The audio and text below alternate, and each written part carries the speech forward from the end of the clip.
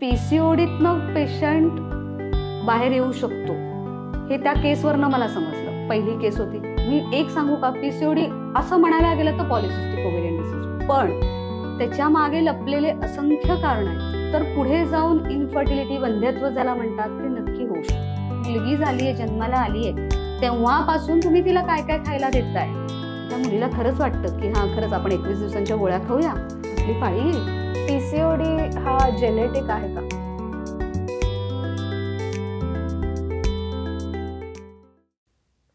हाय, hello, नमस्कार. वेदच्या नव्या कोरा एपिसोड मध्ये तुमचं खूप खूप स्वागत. आज 8 मार्च आंतरराष्ट्रीय महिला दिन आणि त्या निमित्ताने सगळ्या स्ट्रॉंग, इंडिपेंडेंट आणि ब्युटिफुल आणि पॉवर हाऊस असणाऱ्या सगळ्या महिलांना हॅपी वुमेन्स डे. तुम्ही सगळेजण जगातली अमेझिंग कामं करत असताना, तुमचे करिअर्सचे गोल्स अचीव्ह करत असताना, तुमच्या घरच्यांना त्यांच्या करिअरमध्ये भक्कम पाठिंबा देत असताना, तुमचं आरोग्य किंवा तुमचं जे हेल्थ आहे ते कुठेतरी बॅक सीटला बसतं. पण अशा वेळेला वेगवेगळे आजार डोकावताना दिसतात आणि त्यातलाच एक मोस्ट कॉमन, आणि तुम्ही बऱ्याचदा त्याविषयी ऐकलेलं सुद्धा असतं किंवा तुमच्या आजूबाजूच्या मैत्रिणींना तो झालेला सुद्धा असतो, पण तरीही आपण त्यामध्ये फारसा इंटरेस्ट घेत नाही, आणि तो विषय म्हणजे पीसीओडी. सो पीसीओडी हा विषय आज आपण जाणून घेणार आहोत, आणि त्याविषयी अजून माहिती सांगण्यासाठी आणि हा विषय हलक्यात घेऊ नका हे बजावण्यासाठी आज आपल्या बरोबर त्याविषयी तज्ज्ञ व्यक्ती आलेल्या आहेत. आज आपल्या बरोबर आहेत आयुर्वेदाचार्य आणि पंचकर्म तज्ज्ञ डॉक्टर आश्लेषा गोखले. तुमचं खूप खूप स्वागत. धन्यवाद. डॉक्टर आश्लेषा यांचा मी थोडक्यात परिचय करून देते. वैद्य आश्लेषा यांची थोडक्यात माहिती सांगायची तर तब्बल 100 वर्षांचा वारसा, म्हणजे साधारण 4 पिढ्या वैद्यक शास्त्रामध्ये कार्यरत आहेत, आणि हाच वारसा पुढे नेत आता गेली 18 वर्ष त्या प्युअर आयुर्वेदिक मेडिसिनल प्रॅक्टिस करतात. फिजिओलॉजी म्हणजे शरीर क्रिया या विषयात गोल्ड मेडलिस्ट, तर सर्जरी म्हणजे शल्यचिकित्सा या टॉपर आहेत, आणि गेली 10 वर्ष जनकल्याण समितीसह कार्यरत आहेत. 2 वर्ष अनेक शाळांमध्ये त्या किशोरी विकास प्रकल्प राबवतात. केळकर आणि प्रगती कॉलेजमध्ये लेक्चर सुद्धा दिली आहेत. पीसीओडी हा त्यांचा वन ऑफ द एक्सपर्टीज असलेला विषय. तर आश्लेषा, आज आम्हाला या सतत कानावर पडणाऱ्या आणि आजूबाजूच्या अनेक महिलांमध्ये आढळणाऱ्या पीसीओडी या विषयी सांगा. बेसिक पासून स्टार्ट करू. पीसीओडी म्हणजे नक्की काय? पीसीओडी म्हणजे सांगायचं झालं तर पॉलिसिस्टिक ओव्हेरियन डिसीज, हे सर्वांनाच माहिती आहे. राईट. पॉलिसिस्टिक ओव्हेरियन डिसीजचा अर्थ काय? सिस्ट फॉर्म होणं. सिस्ट फॉर्म होत आहे म्हणजे कसे, थोडक्यात सांगतात की पाण्याच्या गाठी झाल्या आहेत, ते मल्टिप्लाय होत जातात, त्याच्यामुळे बीज बाहेर न येणं ह्या प्रक्रिया होत जातात. पण आता यामुळे होणारा परिणाम काय आहे? हा सगळा परिणाम आपल्या मासिक पाळीवर होत असतो. तर मासिक पाळीमध्ये पीसीओडी मध्ये काय काय होतात, तुला काय काय माहितीये? म्हणजे एकतर इरेग्युलरिटी असते, बरेच महिने येतच नाहीत, किंवा मग जेव्हा येतात तेव्हा बरेच काळ तो पिरियड्स येत राहतात. बरोबर. त्यानंतर काय ओबेसिटी आहे किंवा असं काही कॉमन गोष्टी. सर्वात महत्वाचं म्हणजे तू म्हणाल्यासारखं की एक तर पाळी येतच नाही, म्हणजे आता सिस्ट आहे, तो सिस्ट रप्चर झाल्याशिवाय किंवा फुटल्याशिवाय तिथून बीज बाहेर येणार नाही, म्हणून पाळी येत नाही. मग न येण्यामागची कारणं बघावी लागतील. का येत नाही? आता कधी 1 महिना नाही, 2 महिने नाही, 3 नाही, असे वर्ष सुद्धा पाळी येत नाही. असे काही केसेस आहेत. काही केसेस असे आहेत की ज्यांच्यामध्ये 6-6 महिने पाळी चालूच राहते, थांबण्याचं नाव नाही. काही केसेसमध्ये तुम्हाला हेअरफॉल दिसून येतात की केस गळतायत, किंवा ओबेसिटी दिसून येते. काही जणांचे केस वाढलेले दिसतात चेहऱ्यावर वगैरे. पुढचा असा असतो की ॲक्ने खूप होतात शरीरावर. चेहरा आता खूपच खराब होऊन जातो खूप मुलींचे. आणि एक बेसिक फॅक्टर बघायला मिळतं, ते म्हणजे आपल्या गळ्याभोवती एक काळा पट्टा तयार होतो. ते पाहिल्याबरोबर लगेच समजून जायचं की ह्यांचं इन्सुलिन रेझिस्टन्स वाढलंय. आता हे सगळे जेव्हा आपण फॅक्टर्स बघत असतो, हे आता कसं गेले 17 वर्ष 18 वर्ष बघते पेशंट्सना, त्यामुळे हे सिम्पटम्स सहजपणे दिसून येतात. त्यामुळे पीसीओडी म्हणजे नक्की काय हे सांगण्यासारखा खरा म्हणजे नाहीये, कारण हा खूप मोठा आजार म्हणायला गेला तर मोठा आहे, लहान तर लहान आहे. ओके. पण डिपेंड्स तुम्ही त्याला कोणत्या पद्धतीने घेताय. ओके. म्हणजे तो आजार म्हणून घेताय का हा थोडेफार बदल म्हणून घेताय शरीरात होणारे, मग त्याच्यावर काय उपचार करता येईल, उपाय करता येईल याचा विचार करताय. ओके. सो बऱ्याचदा पीसीओएस पण ऐकायला येतो. हो, सो बरोबर. पीसीओएस आणि पीसीओडी बरोबर. हे सेम आहे की त्यात खूप तसं difference आहे? म्हणायला गेलं तर लक्षणं सारखीच आहेत. म्हणजे हम्म. जे आता मी सांगितलं ती सगळी लक्षणं दोघांमध्येही सारखं आहे हम्म. की त्याच्यामध्ये इन्सुलिन हॉर्मोनचा प्रभाव जास्त असतो, ज्याला इन्सुलिन रेझिस्टन्स म्हटलं जातं, किंवा अँड्रोजन हॉर्मोन वाढणं. पण पीसीओएस हा जो शब्द आहे हा बऱ्याच सोनोग्राफी रिपोर्ट्समध्ये लिहून येतो. याचा अर्थ काय? ह्याच्या मेन अर्थ आहे की मेटाबॉलिक डिसऑर्डर, मेटाबॉलिझम कुठेतरी डिस्टर्ब झालाय. आता कोणाचंही मेटाबॉलिझम डिस्टर्ब झालाय म्हणजे काय की त्यांचं ओव्हरऑल शरीरामधले सगळेच हॉर्मोन डिस्टर्ब आहेत. ओके. त्याला पीसीओएस म्हणतात. आता पीसीओएस म्हणजे काय? एसचा अर्थ आहे सिंड्रोम, म्हणजे इट्स अ मल्टिपल डिसीज. म्हणजे आता पीसीओएसचं मेन कारण असतं की तिथे डायबेटिक असू शकतात किंवा पुढे जाऊन लॉंग टर्म डायबिटीस टाईप 2 होऊ शकतो. म्हणजे या बाबतीत काळजी घेतली जाते की इन्सुलिनचा हॉर्मोनचा जास्त विचार केला जातो, अँड्रोजन हॉर्मोनचा जास्त विचार केला जातो. ओके. पीसीओडी मध्ये पण सेम आहे की इन्सुलिन रेझिस्टन्स आहेच आणि ह्याच्यामध्ये पण काही प्रमाणामध्ये अँड्रोजनचं काम असतं, त्यामुळे पीसीओडी आहे. ओके. बघायला गेलं तर दोन्ही सारखेच, फक्त एवढंच आहे की आपल्याला कोणता प्रकार आहे. बर. ओके. त्यामुळे पीसीओडी म्हणायला गेला तर आपण बराही करू शकतो, पण ओके. कुठल्या स्टेज पासून आपल्याकडे पेशंट आले ते महत्वाचं आहे. ओके. सो सध्या पीसीओडी हा खूप कॉमन आहे. म्हणजे लिटरली आता म्हणतात की असं 10 बायकांपैकी एका बाईला तरी असतोच असतो. सो त्याला जर प्रॉपर ट्रीट केलं नाही तर त्याचे एक्स्ट्रीम असे काही परिणाम होऊ शकतात. आता एखाद्या पीसीओडी मुलीने किंवा स्त्रीने जर त्याच्या संदर्भात काहीही चिकित्सा केली नाही तर पुढे जाऊन इनफर्टिलिटी, वंध्यत्व ज्याला म्हणतात, ते नक्की होऊ शकतं.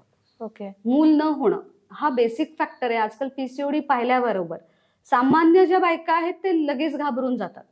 म्हणजे आत्ताच रिसेंटली माझ्याजवळ एक केस आली आहे की तिचं वय वर्ष 21च आहे, नुकतंच पीसीओडी डिटेक्ट झालाय. म्हणजे तिला पीसीओडी म्हणजे काय हे माहितीच नाही ना, तिच्या सासूला माहिती आहे. ओके. म्हणजे दोघींनाही माहिती नाहीये काय आहे. पण त्यांनी आतापर्यंत 21 वयातच तिच्यासाठी गायनॅक फिरून झालंय. 4-5 गायनॅक डॉक्टर्सकडे फिरून आलेत. बापरे. आणि त्यांचा फक्त एकच हेतू आहे की आम्हाला मूल व्हायला पाहिजे, तुम्ही मूल होण्यासाठी औषध द्या. पण ह्याचा विचारच करत नाहीये की आपल्याला रोग काय आहे, पीसीओडी म्हणजे नक्की काय आहे हे माहितीच नाहीये त्यांना. त्यांना फक्त कन्सर्न एवढंच आहे की मला पाळी आली पाहिजे आणि आम्हाला मूल पाहिजे. ह्याच्या पलीकडे जाऊन विचारच करत नाहीयेत. पण मुळात शी इज सो यंग, म्हणजे 21 वर्ष. राईट. म्हणजे 21 वर्षाचीच आहे, मग तिला अजून ट्रीटमेंट घेऊन ती बरी होऊन मग ती मूल ह्याचा विचार करू शकते. पण त्यासाठी आधी आजार काय हे तर कळलं पाहिजे. पण म्हणजे इतक्या लहान वयापासूनच पीसीओडी होतोय, म्हणजे हे आधी पण असं होत होतं की आताच्या लाईफस्टाईलमुळे? आता बेसिकली म्हणायला गेलं तर पीसीओडी हा मेनली लाईफस्टाईल डिसीज आहे. ओके. बेसिकली लाईफस्टाईलच मॅटर करतं याच्यात, आणि बेसिकली आत्ताच्या स्त्रियांमध्ये तो जास्त आढळून येतं. ओके. कारण आता म्हणायला गेलं तर स्त्रिया समान झालेत, पुरुषांच्या समानतेने वागतायत. त्यामुळे त्यांना सगळ्या गोष्टी करायच्या आहेत, अभ्यास करायचा आहे, खेळायचंय, पुढे जाऊन मोठे मोठे ऑफिसर्स होत आहेत, खूप चांगली गोष्ट आहे. पण या सगळ्याच्या बॅकग्राऊंड वरती आपण स्त्री आहोत हेही विसरतायत. ओके. मग त्यामुळे होणारा परिणाम आमच्या आयुर्वेदशास्त्रात सांगतात की कोणताही व्याधी असो तो शारीरिक पण असतो आणि मानसिक पण असतो. म्हणजे कोणताही व्याधी असा नाहीये की फक्त शारीरिक आहे. आता एखाद्या रुग्णाला समजा आपण औषध दिलं आणि त्याला त्या समोरच्या डॉक्टरवर खूप विश्वास आहे, तर त्याला अगदी 2 डोसमध्ये फरक पडतो. औषधाने 50%च काम केलंय, 50% त्याचा विश्वास असतो. ज्याला प्लॅसिबो म्हटलं जातं की बरं प्लॅसिबो म्हणून काहीतरी दिलं बाबा, असंही होतं काही केसेसमध्ये. तसाच पीसीओडीचा पण तसाच आहे. आपल्याला खूप गोष्टींचा विचार करावा लागतो, फक्त शारीरिक विचार करून नाही चालत. आणि शिवाय प्रत्येक केस पण म्हणजे आता हॉर्मोन्स म्हटल्यानंतर आता व्यक्तिगणिक त्याची ट्रीटमेंट पण वेगळी. गेल्या 18 वर्षात तर मी इतके केसेस पाहिलेत पीसीओडीचे की मी ऍक्च्युली जे वाचलं नाहीये ते सुद्धा अनुभवलेत. म्हणजे आपण म्हणतो की जे आपण वाचतोय त्याचप्रमाणे ट्रीटमेंट करूया. एखाद्याला मी समजा एखादं औषध डिसाईड करून दिलं तर तेच दुसऱ्या पेशंटला लागू होईल का? नाही. मग दुसऱ्या पेशंटसाठी मला दुसऱ्या पद्धतीने विचार करावा लागतो की नाही ह्याच्या मागे इन्सुलिन हॉर्मोन नाहीये. म्हणजे मी इव्हन ट्रायल्स घेतलेत, काही पेशंटचे पीसीओडीचे फास्टिंग इन्सुलिन करून पाहिलेत. ओके. मग काही पेशंट्स मध्ये आढळून आले की ते फास्टिंग इन्सुलिन जास्त आहेत, त्यांना मी पीसीओएस मध्ये कन्सिडर केलंय. काही पेशंटचे नॉर्मल आहेत इन्सुलिन लेवल्स, मग बघितलं की कुठेतरी दुसरे हॉर्मोन्स कारणीभूत आहेत. प्रत्येक पेशंटला वेगवेगळ्या पद्धतीने चिकित्सा करावी लागते. म्हणजे या पेशंटला मी आज अशोकारिष्ट दिलंय म्हणून काम झालंय असं नाही होते. ओके. सो म्हणजे ह्या सगळ्याला प्रत्येकाची लाईफस्टाईल खूपच म्हणजे त्याच्या मॅटर करते. हो, लाईफस्टाईल खूप मॅटर करते. आताच्या मुली बघायला गेल्या, सकाळी कॉलेजला जाताना उपाशी जातात, काही न खाता जातात. हे खूप आश्चर्याची गोष्ट आहे आणि त्यातून घरात असलेले पालक जाऊ देतात त्यांना. तसं म्हणजे लाईफस्टाईल तर मॅटर करतच, पण तुम्ही मुलींना घराबाहेर पडताना काहीतरी खायला द्या ना, काही न देता. नाही तर असे पण आहेत की चहा बिस्किट खाऊन जातात. चहा बिस्किट हे आपला आहार आहे का, ह्याचा विचार नाही करत. आपल्याला खरंच त्यातून काय न्यूट्रिशन मिळत आहे. मुलींना हे समजवावं लागतंय आता की तुमचा गर्भाशय जितका सक्षम असणार आहे, पुढे जाऊन तुम्हाला मूल हेल्दी होणार आहे. आता ही वेळ आली आहे त्यांना समजवायची की तुम्ही चांगलं खा तर तुमचं गर्भाशय चांगलं राहणार आहे. बरोबर. लाईफस्टाईल मध्ये हा पहिला फॅक्टर झाला. वर्किंग वुमन काय करतात, सर्वांना करून देतात. सगळ्यांचं जेवण खाणं औषधं वेळेवर सगळं त्यांना मिळावं, सगळी तयारी करून ठेवून जातात. पण स्वतः मात्र उपाशी बाहेर पडते आणि मग म्हणतात जाऊ दे, मी ऑफिसला जाऊन खाईन, मला काही फरक नाही पडत, चालतंय मला. हे डायलॉग्स मी ऐकलेत क्लिनिकमध्ये. पण तुम्ही हा विचार करा ना, तुम्ही आज कसे खाणार आहात तसेच तुमची मुलगी करणार आहे. तुम्ही आज जर म्हणाला की नाही पोषणयुक्त आहार मी घेणार आहे, तर पुढे जाऊन तुमची मुलगी घेणार आहे तसा आहार. पण तुम्ही हा विचारच करत नाही. स्त्री म्हणून तुम्ही आधी स्वतःची काळजी घ्यायला शिका, मग समोरच्याची. म्हणजे वेळा पाळा जेवणाच्या. बँकेमध्ये काम करणारे प्रत्येक स्त्री 2:30-3 शिवाय जेवत नाही. बाहेरच्या देशात जाऊन बघा, काम थांबवतात, लगेच जेवायला बसतात. आपलं आयुर्वेदशास्त्र सांगितलं ना, संध्याकाळी लवकर जेवा. प्रत्येक जण म्हणतो नाही मला जेवणं शक्य नाहीये. पण मी हाँगकाँगला गेलेले असताना एक अनुभव सांगते की त्यावेळेला प्रत्येक माणूस तिथे जो काम करणारा माणूस होता 7 वाजता त्याचा डबा उघडून बसलेला होता आणि he was not entertaining us. आम्हाला अजिबात एंटरटेन केलं नाही त्यांनी. त्याला आमचं जेवण झालं की मगच आम्ही तुमच्याशी बोलणार, बोलायचेच नाहीत. आणि तिथे आम्हाला असं सांगितलं गेलं की इथे हॉटेल्स 8 वाजता बंद होतात, फक्त इंडियन्ससाठी आम्ही रेस्टॉरंट 9 वाजेपर्यंत चालू ठेवतो. आणि आपल्याकडच्या लाईफस्टाईल मध्ये रात्री 12 वाजता हॉटेलिंग करतो आपण. का, आपली गेट टुगेदर आहे, वाटेल त्या वेळेला वाटेल ते खातो. नॉनव्हेज खाणाऱ्यांना मी काही दोष देत नाही, पण नॉनव्हेज रात्री खाऊ नका ना. रात्री 12 वाजता नॉनव्हेज खाल्ल्यावर तुम्हाला पचणार आहे का? पण रात्री 12 वाजता हॉटेलिंग करायचं, नॉनव्हेज खायचं, दुसऱ्या दिवशी तेच पचलेलं नसतं. पण हे तुम्ही कॅरी करताय लॉंग टर्मला, मग का नाही पीसीओडी होणार आहे? मुळात बेसिक्स मध्येच आम्ही गणलोय. हा, म्हणजे बेसिक फॅक्टर जो आहे ना, तिथूनच सुरुवात करायला पाहिजे. म्हणजे अगदी लहान मुलगी झालीये, जन्माला आलीये, तेव्हापासून तुम्ही तिला काय काय खायला देताय. बापरे. म्हणजे मुलगी असं नाही, इव्हन मुलांना सुद्धा हॉर्मोनल चेंजेस होतात, पण मुलींना स्पेशली का, कारण त्यांचं लवकर होते सुरुवात. म्हणून आता 10 वर्षाची 11 वर्षाची 12 वर्षाची मुलगी एमसी सुरू झालंय म्हणून येत आहेत. मी एक्झॅक्टली आता याच पॉइंटला येणार होते की म्हणजे पूर्वीचं 15-16 जे वय होतं ते आता बरंच यंग एजला चालू होतं. आणि त्याला बरेच कारण आहेत. म्हणजे फक्त आहाराला दोष देता येत नाही. आताचे मोबाईल गॅजेट्स ज्याचा वापर सुरू झालाय त्यामुळे नको त्या वेळात नको त्या गोष्टी मुलींपर्यंत पोचायला लागल्यात. ओके. आणि मग या पोचायला लागल्यामुळे हॉर्मोन्सवर होणारे लवकर परिणाम, हे लवकर हॉर्मोन्स काम करायला लागतात, जे त्यामुळे पीसीओडी पण यंग एज मध्ये होत आहेत. ओके. म्हणजे व्हेरी इंटररिलेटेड. व्हेरी. मी एक सांगू का, पीसीओडी असं म्हणायला गेलं तर पॉलिसिस्टिक ओव्हेरियन डिसीज, पण त्याच्या मागे लपलेले असंख्य कारण आहेत. म्हणजे उदाहरण द्यायचं झालं तर पीसीओडीचे पेशंट शहरात जास्त सापडतात. गावातल्या भागात जाऊन बघा, कित्येक मुलींना पिरियड्स व्यवस्थित येत आहेत, त्यांना काही इश्यू नाहीये पिरियडचं. कारण ते वडापाव खातील, पण केव्हा तरी खातील. ऑफकोर्स वडापाव पोचलाय गावात, पण त्याला रेग्युलर बेसिसवर नाहीये, त्यांच्याकडे तेवढा पैसाही नाहीये.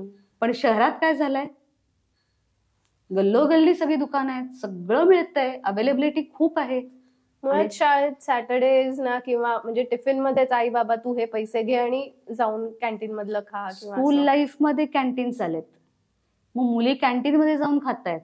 आई वडिलांना वेळ नाहीये मुलांसाठी, डब्यामध्ये ते जंक फूड देत आहेत. इवन पॅकेट फूड्स किती हार्मफुल आहे ह्याचा विचार नाही करत आहेत. जागरूकता खूप होण्याची गरज आहे. मुलींना आत्ता सक्षम होण्यासाठी, स्वतःला फिट ठेवण्यासाठी, काही मुली खूप करतात हा, पण म्हणजे फिट राहण्यासाठी आहाराचा विचार करतात, सगळा विचार करतात. म्हणजे आपण कोणत्या वेळेत काय खायला, म्हणजे लिहून आणतात आमच्या अशा अशा वेळेमध्ये आम्ही हे खातो, अजून काय घ्यायचंय ते सांगा. मग मी त्यांना लिहून देते की तुम्ही इन्क्लूड या गोष्टी करा म्हणून. हा, म्हणजे मी ते पण बोलणार होते की म्हणजे कोविड नंतर फिटनेसचा सुद्धाच तेवढा विचार केला जातोय आमच्या जनरेशन मध्ये. हो, पण ते म्हणायला गेलं तर ओनली 20%. 80% स्टील अजून बॅकफूटवर आहेत. 20% थोडेसे फिटनेस फ्रिक झालेत, त्यामुळे थोडा विचार करतायत आणि आता ते स्वतःच्या आई वडिलांना सुद्धा सांगतायत की तुम्ही हे खाऊ नका, ते खाऊ नका, तुम्हाला डायबिटीस आहे, तुम्ही हे पॅकेट मधलं खायचं नाही, मारी बिस्किट खायचं नाही, हे सांगणारे आहेत आता. ते आम्हाला येऊन कंप्लेंट करतात, तुम्ही आईला सांगा ती बिस्किटं खाते फार, म्हणजे असं येऊन सांगतात. हे अनुभव आलेले आहेत. आता पीसीओडी ज्यांना ज्यांना आहे त्यांनी हा विचार नक्की करायला पाहिजे की लॉंग टर्मला आपल्याला डायबिटीज होण्याचे खूप चान्सेस आहेत. म्हणजे आपण गोड, स्पेशली साखर, मैदा अवॉइड करायला पाहिजे. ओके. तसंच दुसरं म्हणजे आमच्या जनरेशनमध्ये किंवा आता जे कॉलेज गोईंग आहेत त्या सगळ्यांना रात्री जागरण करणं किंवा आम्ही नाईट आऊल आहोत हे खूप कूल फॅक्टर वाटतो. सो स्लीप शेड्यूल किंवा झोप आणि पीसीओडी हे कितपत इंटररिलेटेड? सगळंच इंटररिलेटेड आहे ना. मी मगाशी सांगितल्यासारखं आयुर्वेदात तर 3 गोष्टी महत्वाच्या आहेत: आहार, व्यायाम आणि निद्रा. हे 3 आपले मूळ शस्त्र आहेत खरं म्हणायला पाहिजे. पण जर या 3ही गोष्टी आपण फॉलो नाही करणार आहोत तर नक्कीच आरोग्य बिघडणार आहे. एक गमतीशीर केस आहे. ती मला म्हणाली, मी झोपते ना, रात्री 2 वाजता झोपते पण सकाळी 12 वाजता उठते, पण माझी झोप पूर्ण होते ना. अरे हाऊ कम? जी झोप रात्री व्हायला पाहिजे ती रात्रीच व्हायला पाहिजे ना. पण जस्टिफिकेशन असं आहे की मी 8 तास पूर्ण करते झोप, बरोबर, मग रात्री जागलं तर काय प्रॉब्लेम आहे? अरे पण रात्री जागण्यामुळे तुमच्या शरीरात जे बदल घडतायत ते तुम्हाला नाही लक्षात येते. त्याच्यामुळे तुमच्या शरीरामध्ये अनेक दोष वाढणार आहे, ज्याला आम्ही म्हणतो पित्त दोष वाढलाय, कफ दोष वाढलाय. आता पीसीओडीचा बऱ्याच ठिकाणी आम्ही कफ दोष वाढलेला असतो, म्हणूनच ओबेसिटी असतं. म्हणजे या सगळ्या अनुषंगाने आपण विचार करायला लागलो तर तुम्ही फक्त दोषच वाढवून घेताय. रात्री जागरण करणारे नुसते बसतात का? नाही, मोबाईल स्क्रोल करतात, बाजूला चिप्स असतात, चिप्स चालू असतात, क्रेविंग्स असतात. Night cravings are more. म्हणजे सिनेमा बघताना तर सहजपणे होतच नाही, पॉपकॉर्न तरी पाहिजे, काहीतरी पाहिजे. मग नाईट जागरण तर अजिबात नाही. आता तर पेशंट म्हणतील नाईट शिफ्ट करणाऱ्यांनी काय करावं. पण मी स्त्रियांना जरूर सांगेन की नाईट शिफ्ट करू नका. ओके. आता जे हॉस्पिटल्समध्ये काम करतात ते करतातच ऑफकोर्स, पण मग ऍडजस्ट युअर ड्युटीज तुम्ही ऍडजस्ट करू शकताय. प्रत्येक गोष्टीला सोल्युशन आहे, but you need to find out. PCOD हा जेनेटिक आहे का? हो, म्हणायला गेलं तर जेनेटिक आहे. ओके. आता एखाद्या स्त्रीला जर पीसीओडी आहे तर पुढे जाऊन तिच्या मुलीला होऊ शकतं. ओके. पण एवढंच आहे की पूर्वी नव्हतं का? पूर्वी पण होते केसेस, पण फार कमी होते, कारण पूर्वीचा लाईफस्टाईल वेगळा होता. बायका घरात खूप काम करायचे. पूर्वीची जॉईंट फॅमिली असायची, बायकांना खूप काम असायचं घरात आणि घरही मोठी होती. आत्तासारखी लहान घरं नव्हती, त्यामुळे घरातली कामं वाकून करण्याची सवय. आपण नमस्कार करतो ना, नमस्कार करताना आपण वाकून नमस्कार करतो. स्त्रिया वाकून नमस्कार करतात, पुरुष लोक साष्टांग नमस्कार करतात. ह्याच्यात फरक काय? वाकून नमस्कार केल्यामुळे आपल्या ओव्हरीजवरती दाब येत असतो, त्याच्यामुळे काय मासिक पाळीला उपयोग होत असतो. बरोबर. या छोट्या छोट्या गोष्टी आहेत जे आपण आता करत नाहीत. त्यावेळेला कसं जॉईंट फॅमिली आहे, 10 लोकांना नमस्कार करा, वाकलं जायचं स्त्रीकडून. या गोष्टी आत्ताच्या ह्याच्यात होत नाहीये. त्यामुळे त्या काळात जरी पीसीओडी असला तरी तो एखादाच केस असा असायचा की त्याचं ट्रीटमेंट चिकित्सा होऊन जायची, पुढे जाऊन मूल होऊन जायचं. म्हणजे एखादी स्त्री असायची की तिला उशिरा मूल व्हायचं, कळायचं नाही की तिला उशिरा का होत आहे, पण त्यावेळेला ते पीसीओडीच कारण होतं. आताच्या जनरेशन मध्ये ते लक्षात येतं की हा मे बी तिला उशिराच झाला म्हणजे तिला बहुतेक पीसीओडी असावा. त्यामुळे त्यावेळेला डिटेक्ट नाही झालं, पण आता लगेच होऊ शकतं डिटेक्ट. पण एखाद्या लहान मुलीला म्हटलं की आता पाळी चालू झाली आहे, मग तिला पाळी नक्की बरोबर येते का नाही, का तिला पीसीओडी आहे हे कळणार कसं? जर असा जर प्रश्न येत असेल त्याच्या मागे, तर त्याच्या महत्वाचं कारण अशी आहेत की मुळात आईला माहित असलं पाहिजे आधी की पीसीओडी म्हणजे काय, आणि मग त्याच्यासाठी काय काळजी घ्यायला पाहिजे आपल्या मुलींसाठी. जर आईला जर माहित असेल तर ती मुलींना गाईड करू शकते किंवा मुलींना होणारे प्रॉब्लेम समजू शकते.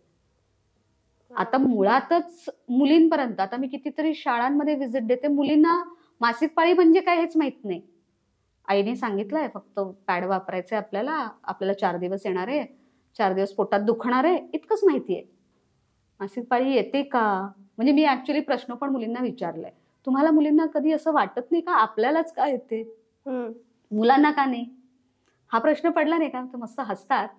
पण ऍक्च्युली प्रश्न पडला पाहिजे ना मुलींना, आणि मग हे सांगणारं घरी कोणीतरी पाहिजे ना की मुलींनाच का. आणि अजून एक झालंय, मुलींना पाळी येते ना त्याच्यानंतर म्हणजे जी आई असते स्वतः, ती स्वतः सांगताना हा म्हणजे प्रॉब्लेमच सुरू झाला. म्हणजे मासिक पाळी हा प्रॉब्लेम म्हणून गणला जातोय. अरे मासिक पाळी प्रॉब्लेम कसा असेल, तुम्ही स्त्री होताय ना, मग स्त्री होत असताना तो प्रॉब्लेम कसा असेल?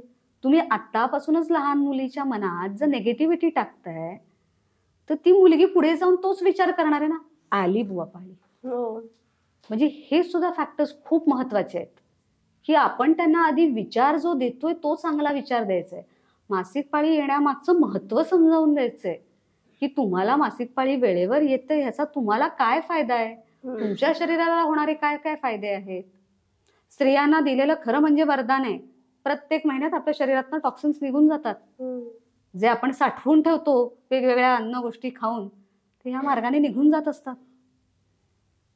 पण हा विचारच मुळात केला जात नाही आणि आपण त्यांना सांगताना सांगतो की बाबा प्रॉब्लेम आहे.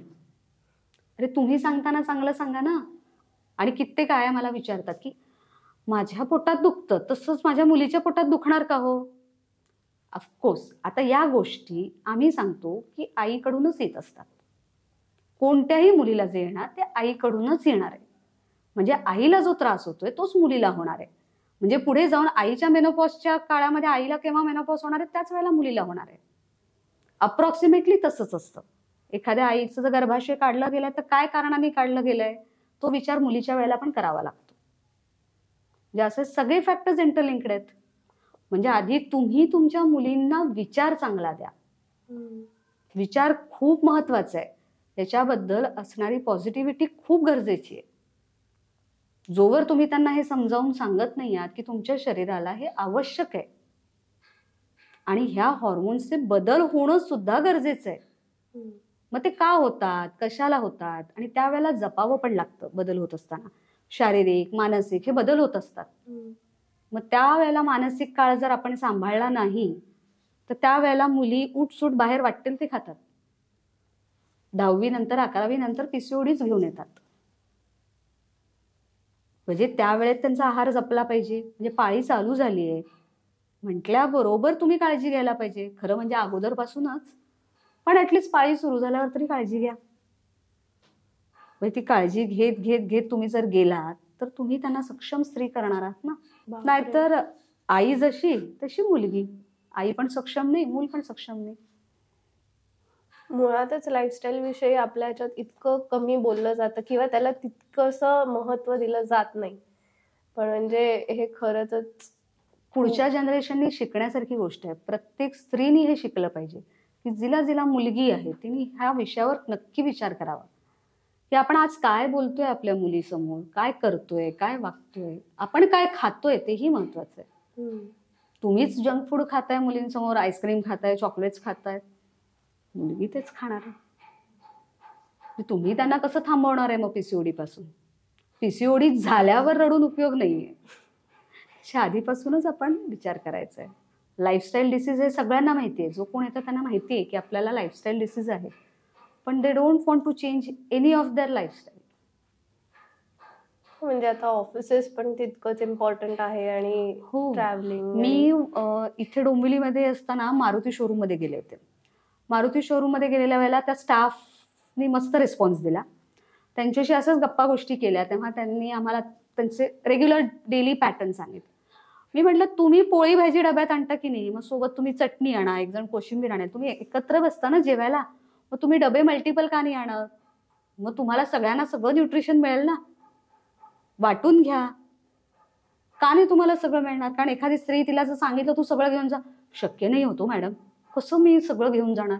अरे पण मग तुम्ही एकत्र बसून डबा खाता ना, मग त्यावेळेला तुम्ही दुसऱ्यांची भाजी खाता, पण तुम्ही हा का नाही विचार करत, चला मी चटणी घेऊन जाते, आज सगळ्यांना देते, मग तिने कोशिंबीर आणली मग मी घेईन, हा विचार पण करा ना. म्हणजे ऑटोमॅटिकली तुमचं न्यूट्रिशन कव्हर होतंय ना. पण हे तुम्ही तिघी चौघी मैत्रिणी बसून जर विचार केला तर होऊ शकेल. पॉसिबल नाही अशी कोणतीच गोष्ट नसते. करायचा विचार असेल तर प्रत्येक स्त्री हे गोष्ट करू शकते. जर स्त्री सर्वांची काळजी घेऊ शकते घरातल्या माणसाची, आणि तेही योग्यपणे, तर ती स्वतःची का नाही घेऊ शकत? राईट. पण म्हणजे ते आता पुन्हा थिंकिंग पॅटर्न वरतीच आलं की मोस्ट ऑफ द टाइम आपण निगेटिव्ह याच्यातच पहिल्यांदा जातो की नाही माझं शेड्यूलच इतकं बिझी आहे, मला ट्रॅव्हलिंगला एवढा वेळ जातो, माझं हे एवढं होतं की मग त्याच्यात मला आहार आणि एवढ्या सगळ्या गोष्टी सांभाळणं शक्यच नाहीये. पण म्हणजे हा जो तुम्ही जो ऍटिट्यूड शिफ्ट म्हणालात की जर सगळ्यांनी मिळून जर का एक एक गोष्ट आणली, बरोबर, तर पण मुळात तेच की सोल्युशन बेस्ड थिंकिंग आपलं नसतं. आपण मुळातच आपण जास्त प्रत्येक ठिकाणी इगो येतो ना आड. इगो आला की बाकीच्या गोष्टी बाजूला राहतात. मला हिच्याबरोबर ऍडजस्ट व्हायचं नाही, तिच्याबरोबर ऍडजस्ट व्हायचं नाही, किंवा नाहीच होणार आहे. पण आपण जर सगळ्यांनी समंजसपणे विचार केला तर कित्येक गोष्टी घडू शकतात आणि कित्येक गोष्टींमध्ये आपण बदलही करू शकतोय. पण त्यासाठी काय गरजेचं आहे? तुमचे आचार, तुमचे विचार हे फार महत्वाचे आहे. आणि आज तुम्ही जे करणार आहात ते पुढच्या जनरेशन पर्यंत फॉलो होणार आहे. म्हणजे पुढच्या जनरेशनला आज आपणच शिकवू शकतोय ना की तुम्ही असं करू नका, हे करू नका. आता मला सांगावं लागतं की पाश्चात्य देशामध्ये जे करतात ते तुम्ही इथे करणार आहात का? नाही. उलट ते आता आपलं रुटीन फॉलो करतात. त्यांना इंडियन डाएट आवडायला लागलाय. म्हणजे जे आपण मसाले वापरतो ते अजूनही सांगतात कोविड टाइम मध्ये भारतीय लोक मसाले खात होते म्हणून भारतीयांमध्ये कमी झाला कोविड. म्हणजे हे एक वाक्य आहे जनरल, असं म्हटलं जातं. पण याचाच अर्थ कुठेतरी आपल्यामध्ये इम्युनिटी चांगली आहे ना, आपण मसाले खातो म्हणून. पण त्याला पण एक लिमिट पाहिजे. म्हणजे आपण जसं आयुर्वेदात सांगितलंय देशानुरूप आहार असला पाहिजे. म्हणजे आता आपण नॉर्थ इंडियन नाही आहोत तर आपण इथे भरभरून पराठे मस्त घी लगा के खाना नाही, वो तो नाही बनताय. म्हणजे थोडक्यात सांगायचं काय, आपण महाराष्ट्रीयन आहोत तर महाराष्ट्राप्रमाणे डाएट घ्यायचंय.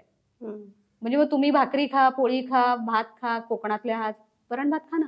आता तर ते इन्सुलिन रेझिस्टन्स म्हटले की पीसीओडीचे पेशंट डायरेक्ट भात बंद करून मोकळे होतात. का करताय तुम्ही भात बंद? लहानपणापासून भातच खाल्लाय ना. मग त्यावेळेला हा विचार केलाय का भात नाही खायला पाहिजे, असा विचार केलाय का? का पूर्वीच्या लोकांना भात पचत नव्हता? आता साऊथ इंडियन लोकांना बघायला गेलं तर त्यांचा तर आहारच भात आहे. मग एका वेळेला तर एवढा भात नाही खाणार, भरपूर ताट भरून भात जेवतात ते. मग त्यांना नाही होते पीसीओडी, आपल्यालाच का होतोय पीसीओडी भात खाऊन? अरे विचार करा, थोडं विचार करणं गरजेचं आहे. मग मुळात आता मग पुन्हा तेच की म्हणजे लहानपणापासूनच आपल्याला आहाराकडे लक्ष दिलं पाहिजे. मग तुमच्या मते आपल्या आहारात म्हणजे काय काय असलं पाहिजे एक महाराष्ट्रीयन म्हणून सुद्धा? आणि नंतर मग तुम्ही मी सगळंच सांगेन की महाराष्ट्रीयन असो कुठच्याही स्टेट मधला असो, प्रत्येकाचा पारंपरिक पद्धतीने जो आहार केला जातो ना तो निश्चित घ्या. आता सवय काय झाली ऑफिस गर्ल्स ना पोळी भाजी खाणं. पोळी भाजीमधनं तुम्हाला काय मिळतं याचा विचार केलाय का? तुम्हाला कार्बोहायड्रेट मिळतंय, भाजी असेल त्या भाजीचं न्यूट्रिशन मिळालं. पण त्या दिवसभरातलं प्रोटीन इंटेक पूर्ण होतोय का? नाही. आपलं जेवण कसं असतं? सात्विक अन्न काय म्हणतो आपण? थाळी घेतो ना आपण जाऊन जेवणात. ती थाळी काय काय असतं थाळीमध्ये? थोडं दही, लिंबू आणि आपलं चटणी, ऍक्च्युअल जेवणामध्ये काय कोशिंबीर. लिंबू, चटणी, कोशिंबीर, 2 प्रकारच्या भाज्या, भजी, खीर, वरण भात, त्याच्यावर परत तूप, हो. हे सगळंच असतं. आताच्या मुलींना तूप खायला सांग, नाही म्हणतात. पण तूप आवश्यक घटक आहे. पण मुळात आपल्या वंगण आणि त्या सगळ्यासाठी राईट. आपल्या सगळ्या शरीराच्या भागासाठी तूप आवश्यक आहे. पीसीओडी पेशंटना तर मी सांगते 1 चमचा तूप रोज खाच, गरज आहे शरीराला. पण तूप खायचं नाहीये. हे तुपाचा वास फारच घाणेरडा येतो. पण तूप आवश्यक आहे, तेल आवश्यक आहे, पण ते घरचं आवश्यक आहे, बाहेरचं नाही. आम्ही तेलकट खाऊ नको का? खा ना, घरचं तेलकट खा ना, ते पण गरजेचं आहे. पण प्रत्येकाला एक बंधन असलं पाहिजे. एका वेळेला 4 वडे नाही खायचे, त्याला लिमिट ठेवा ना. एका वेळेला 1 वडा खा. तर मला विचारतात काही जण, डॉक्टर तुम्ही नाही का खात वडापाव? म्हटलं खाते ना. म्हटलं 2-3 महिन्यात एकदा खाते. खावासा वाटला, इच्छा झाली की खाते. इच्छा कशाला मारायची? हा, पण मग दुसऱ्या दिवशी मी सगळं आहारामध्ये परत बदल करते. का खायचं नाहीये? खायचं की, पण तो आपला रोजचा आहार नाहीये.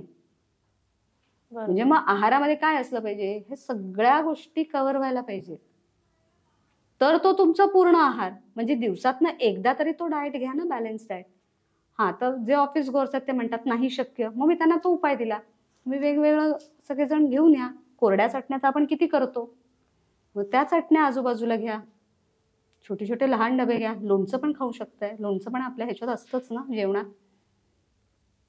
प्रमाणबद्ध पाहिजे. लोणचं म्हणजे भाजीसारखं नाही. लोणचं शुड बी लाईक लोणचं.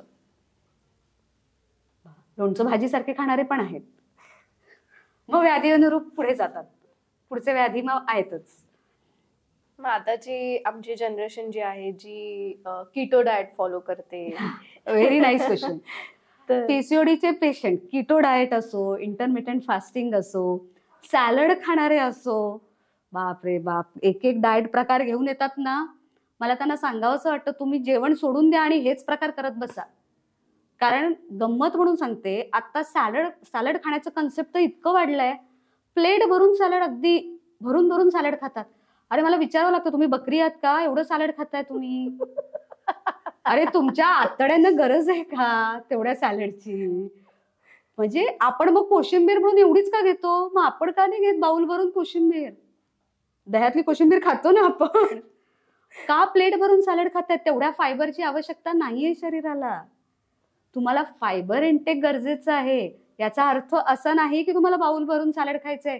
नाही, सॅलड खाल्लं तर माझं वजन कमी होईल असं मला एकीने सांगितलं. आता तर प्रत्येक जण डॉक्टर झालाय म्हणा. मी एक्झॅक्टली बोलणार होते की माझी बहीण आहे, जी कुठल्या तरी त्या इन्फ्लुएन्सरने सांगितलं म्हणून तिने आता आयुष्यात बटाटा खाणंच बंद केलंय. तिने साखर खाणं बंदच केलंय. आणि म्हणजे ती बंद म्हणजे बंदच, म्हणजे कशातही नाही, भाजीतही नाही, कशात नाही. म्हणजे असं जेवण कितपत म्हणजे योग्य आहे? हे नॅचरल नाहीये ना. अयोग्य आहे. काय आपण आपल्या जेवणामध्ये गोड असत नाही का? आपण करत नाही का? पुरण करतो आपण, खीर करतो, हे सगळं आपण प्रमाणबद्ध खातोच ना. शरीराला सगळ्याच गोष्टी गरजेच्या आहेत. आता षड रस असं सांगितलं आयुर्वेदात. म्हणजे मधुर रस पाहिजे, आम्लरस पाहिजे, तुरट पाहिजे, सगळंच पाहिजे आपल्याला. तिखट पण पाहिजे. प्रत्येक गोष्ट आवश्यक आहे ना. एक गोष्ट सोडून कसं चालेल? मीठ नाही खाणार सांगितलं तर तुम्हाला जेवण आवडणार आहे का? नाही ना. मग उगाच हे सगळं काय झालं, आत्ताचं फॅशन झालंय. मी तर सांगेन, हा मोबाईलचा सर्वात मोठा दुरुपयोग आहे. म्हणजे मोबाईल ही गोष्ट अशी झाली आहे, वय झालेली, परवा तर 65 वर्षाची बाई आली आणि मला म्हणाली मी इंटरमिटंट फास्टिंग करते. म्हटलं का? नाही, ते मला असं वाटतंय, मला एकीने सांगितलं माझं वजन वाढलंय, गुडघ्यांवरती ताण येतोय म्हणून मी इंटरमिटंट फास्टिंग करते. म्हटलं तुम्हाला डायबिटीस आहे ना? म्हणले हो. मग म्हटलं का करताय? नाही, मला वाटलं. अरे मला वाटलं हा प्रश्न, म्हणजे मला बऱ्याचदा प्रश्न पडतो, मला वाटलं म्हणून तुम्ही किती गोष्टी करणार आहात? म्हणजे मला वाटलं म्हणून तुम्ही करू नका. तुम्ही कोणाच्या तरी योग्य सल्ल्याने करा. डाएट करताना सुद्धा प्रत्येक माणसाला दीक्षित डाएट सूट होतो असं नाही. प्रत्येकाला कीटो डाएट सूट होतो असं नाही. कीटो डाएटचा सर्वात एक दुष्परिणाम असा आहे की त्याच्यात एक्सेसिव्ह प्रोटीन घेतो आपण. म्हणजे कीटो डाएटचा अर्थच काय? मॅक्सिमम प्रोटीन इनटेक असतो त्याच्यात. म्हणजे तुम्ही कार्ब्स काढूनच टाकतात त्यात. अरे पण तुमच्या ओव्हरऑल एनर्जीला कार्बोहायड्रेट गरजेचं आहे. बाई तुम्ही कोणतीही गोष्ट प्रमाणबद्ध खायलाच पाहिजे. मग का तुमच्या ताटात असायलाच नाही पाहिजे, वरण भात नको, पोळी नको, काहीच नको, मग फक्त बाकीचंच खा, जाणार आहे का जेवण? मग पण आता असं म्हणजे किटो आपण डाएट ते- करतात करतात करतात आणि मग सोडून देतात, मग पुन्हा जैसे थे वैसे. म्हणजे तेच की आपण आता वेस्टर्नाइज्ड कल्चर आपण Right. आता हे करतोय. पूर्वीच्या काळात आपल्या आजी आजोबा बघायला गेलं तर असं जेवायचे का? नाही. आधी तुम्ही आजी आजोबांचा आहार विचारा, ते सकाळी लवकर उठायचे. एकतर लवकर उठल्यावर त्यांचं सगळं व्यायाम वगैरे सगळं करून त्यांची न्याहारी झाली, दुपारचं जेवण झालं, संध्याकाळचं जेवण ते लवकरच करतात. सिंपल एवढं प्रिन्सिपल जरी फॉलो केलं ना तरी आहार तुमचा पूर्ण झाला. त्यासाठी तुम्हाला बाकी कष्ट घ्यायची गरजच नाहीये. ना इंटरमिटंट फास्टिंग गरजेचं आहे, ना दीक्षित डाएट गरजेचं आहे, ना पण कोणतंच नाही. म्हणजे आता माझं उदाहरण घ्यायचं झालं तर मी सकाळी 7ला घर सोडायची, ती रात्री 9 वाजता घरी यायचे. सो ह्या सगळ्यात दिवसाला एकच काहीतरी मी बनवून ठेवायचे आणि मग ते आम्ही दोन्ही वेळेला खाणं वगैरे असं होतं. सो माझ्यासारखे किंवा हॉस्टेलमध्ये राहणारी किंवा वर्किंग वुमन असतात की ज्या एकट्या राहतात, सो त्यांना आल्या आल्या कोणीतरी रेडीमेड गरम गरम द्यायला गरम पाहिजे. थाळी दिली आहे असं नाही होत. नाही होत. सो अशा लोकांनी कसं काय हे सगळं follow यासाठी तर करायचं? खूप छान उपाय आहे. आपल्याला माहिती आहे आपलं शेड्यूल काय आहे. आपल्याला माहिती आहे की आपण रात्री उशिरात घरी येणार आहोत. मग उशिरात आल्यावर तुम्हाला तसंही हलकं खायचंय, हे आधीच माहिती आहे. मग तुम्हाला हलकं खायचंय, तुम्ही वेगवेगळे धान्य एकत्र करून घ्या, थालीपीठ करा, वेगवेगळ्या भाज्या घाला त्याच्यात. आणि आपल्याकडे भाजण्यांचे तर प्रकार आहेत. उपवासाची भाजणी वेगळी आहे, थालीपीठाची वेगळी आहे, इव्हन मिक्स पिठं घेऊन आपण धिरडं करून खाऊ शकतोय. तुम्ही फक्त विचार नीट करायचा आहे की न्यूट्रिशन म्हणून आपण काय घर करू शकणार आहे आणि जे फास्ट होऊ शकतंय त्याला फार कष्ट नाही आहेत. पण Okay. फक्त विचार करायला पाहिजे की मी हे खाणार आहे. वेल प्लॅन्ड असलं काही त्रास होत नाही. पीसीओडीचे तुम्ही कुठल्या कुठल्या प्रकारचे पेशंट्स बघितलेले आहेत? तर गेल्या 17 वर्षात तर खूप असंख्य प्रकार पाहिलेत. अगदी लहान मुलींपासून 40 वयाच्या बायकांपर्यंत सुद्धा पीसीओडी केसेस पाहिलेत. म्हणजे अगदी 40 वर्षाची बाई सुद्धा माझ्याकडे सोनोग्राफी घेऊन आली आहे की मला पीसीओडी आहे, तर मी काय करू, असेही केसेस झालेत. आणि अगदी बघायला गेलं तर 15 वर्षाच्या मुलीला सुद्धा पीसीओडी डिटेक्ट झालेले आहेत. 15 वर्षाच्या मुलीला पीसीओडी डिटेक्ट झालेलं जरी असलं तरी तेवढं मला त्याचं सिरियसनेस तेव्हा वाटत नाही, कारण तिचे लाईफस्टाईल आणि हे सगळं आपण बदलू शकतो आणि बऱ्याच गोष्टींमध्ये बदल आणू शकतो. पण 40 वर्षाच्या बाईला जर पीसीओडी झाला आहे तर तिचा लाईफस्टाईल एवढा डिस्टर्ब झालेला असतो की ती पुढे जाऊन नक्कीच पुढच्या आजारांना बळी पडणार असते, कारण तिचा मेनोपॉझल एज पण येत असतो. म्हणायला गेलं तर पीसीओडी हा जर आजार बघायला गेला तर याच्यामध्ये वेगवेगळे प्रकाराचे पेशंट मिळालेत. म्हणजे एक तर माझी अशी पेशंट होती की तिला महिन्यातनं 2 वेळा पाळी यायची, म्हणजे दर 15 दिवसांनी तिला अंगावरनं जायचं. पण ते जायचं म्हणजे इतकं जायचं की ती पूर्ण गळून पडायची की तिला ॲडमिट करण्या इतपत व्हायचं.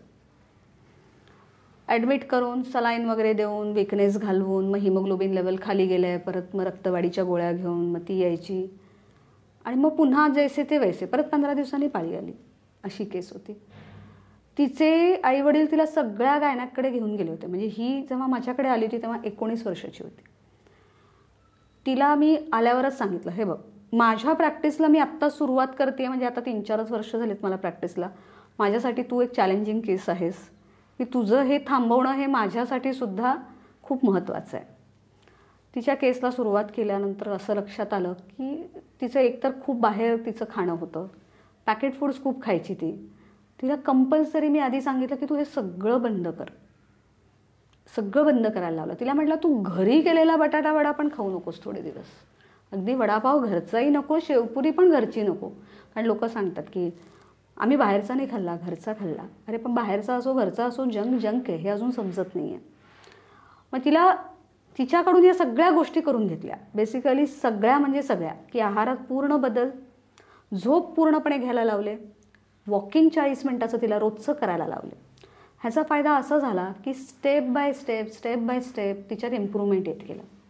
इम्प्रूव्हमेंटमध्ये असं दिसायला लागलं की पाळी 15च्या ऐवजी 20 दिवसावर गेली, 20 नंतर 25 दिवसावर, मग 28 दिवसांनी बरोबर सायकल यायला लागली. पण असं म्हणायला गेलं लगेच झालं का? नाही. या गोष्टीला 1 वर्ष लागलं पूर्ण व्यवस्थित होण्यासाठी. त्याच्यानंतर पुढे 6 महिने तिची औषधं चालू ठेवली, तेव्हा तिचे पिरियड रेग्युलर झाले. आणि तिने मात्र इतकं व्यवस्थित फॉलो केलं की ज्या वेळेला मी सांगितलं की आत्ता औषध बंद, तेव्हा तिने बंद केलं. आज ती 31 वर्षाची आहे, तिला मुलगी आहे आणि आत्ताही पिरियड रेग्युलर चालू आहे. म्हणजे PCODतनं पेशंट बाहेर येऊ शकतो हे त्या केसवरनं मला समजलं. पहिली केस होती, त्याच्यानंतर जी सुरुवात झाली ती रांगच लागली जणू मला. म्हणजे मला असं वाटायला लागलं होतं की एखादी केस असेल, पण बघायला गेलं तर प्रत्येक मुलीला PCODचा त्रास आहे. एका मुलीला फक्त अंगावरनं पांढरं पाणी जातं आहे, त्याच्यात थोडंसं ब्लड जातं आहे, ही बेसिक कंप्लेंट. म्हणजे स्पॉटिंग झाल्यासारखं वाटतं आहे तिला, पण वाईट डिस्चार्ज जास्त आहे. पण त्यामुळे येणारा प्रचंड वीकनेस आहे आणि त्या वीकनेसमुळे तिच्यात येणारा फ्रस्ट्रेशन, भयंकर फ्रस्ट्रेशन, आणि ते ती घरात कोणावरही काढायची, अगदी आईवर, वडिलांवर. पण या सगळ्या भानगडीत काय होतं, एक वेळ आई समजून घेते, वडील नाही समजून घेत, वडिलांना कळत नाही अशा वेळेला. मग ते फक्त काय सांगतात, घेऊन जा डॉक्टरकडे, एवढंच सांगतात. पण ॲक्च्युली त्या मुलीला काय त्रास होतो आहे, तिच्यामध्ये काय काय मानसिक बदल होतो आहे, काय काय मूड स्विंग्स होत आहेत, ह्याचा विचार केला जात नाही. या दिवसांमध्ये PCODमध्ये तर भरपूर डिप्रेशन असतं, एकतर भरपूर डिप्रेशन. म्हणजे पहिलं PCOD पेशंटला बाहेर काढावं लागतं ना की त्यांच्या मनामध्ये असलेली भीती आणि डिप्रेशन. एक भीती असे असते की मला मूल होणार नाही, मग मला मूल नाही झालं की 4 लोक काय बोलतील. त्यातून एक महत्त्वाचा विषय म्हणजे आजूबाजूचे सजेशन देणारे भरपूर असतात की तुला PCOD आहे ना, मग तू अमक्या डॉक्टरकडे जा आणि अमका औषध घे, नक्की बरी होशील. तर दुसरं असते, अगं त्याची काही गरज नाही आहे, तू 21 दिवसांच्या गोळ्या खा, हॉर्मोनल टॅबलेट्स आहेत ते घे, बघ तुझी पाळी येईलच. त्या मुलीला खरंच वाटतं की हां खरंच आपण 21 दिवसांच्या गोळ्या खाऊया, आपली पाळी येईल. चालू होतं 2-3 महिने कंटिन्यू 21 डेज टॅबलेट्स चालू राहतात. 21 डेज टॅबलेट घेण्यामागे काही प्रॉब्लेम नाही आहे, पण आपण हा विचार करायचा आहे की आपण हे हॉर्मोन्स बाहेरून घेतोय. म्हणजे थोडक्यात काय, तुम्ही सप्लिमेंट म्हणून घेताय. दॅट टाईम तुमची पाळी येते, तुमचं शरीर तयार करताय का? नाही करत आहे. म्हणजे ज्या मुमेंटला तुम्ही त्या गोळ्या थांबवताय, तुमची परत पाळी येत नाही आहे. पण म्हणजे तुम्ही हा विचार पहिला करायला पाहिजे की आपल्याला त्या गोळ्या खाऊन बरं व्हायचं आहे का? बरं होणं म्हणजे फक्त पाळी येणं असं आहे का? का नैसर्गिकरित्या पाळी आली पाहिजे तुमची? हा विचार केला गेला तर PCOD पेशंटमध्ये आपल्याला काहीतरी बदल दिसेल. कारण या मुलींना रक्तस्राव खूप होत असतो, त्याप्रमाणे ते आहार घेत नाही, रक्तवाढीचा आहार घेत नाही. कितीही सांगितलं तरी मला गाजर नको, मला बीट नको करत राहतात. या मुलींना आवश्यक असतं मानसिक आधारांची, जे घरातून खूप मुलींना खूप कमी वेळा मिळतं. कारण बेसिकली रोग समजून घेत नाहीत ना. PCOD अजूनही पुरुषांना तेवढं माहिती नाही आहे त्याच्या मागे महत्त्व. त्याच्यामुळे काय होतं, पुरुषांना त्यामागचं सिरियसनेस पण नाही आहे की हा खरंच काय आजार आहे. जसं मी पूर्वी पण सांगितलं की PCOD हा आजार शारीरिक पण आहे आणि मानसिक पण आहे. म्हणजे याच्यात 50% मानसिक आहे. म्हणजे आधी स्त्रीचं स्ट्रेस घालवणं फार गरजेचं आहे.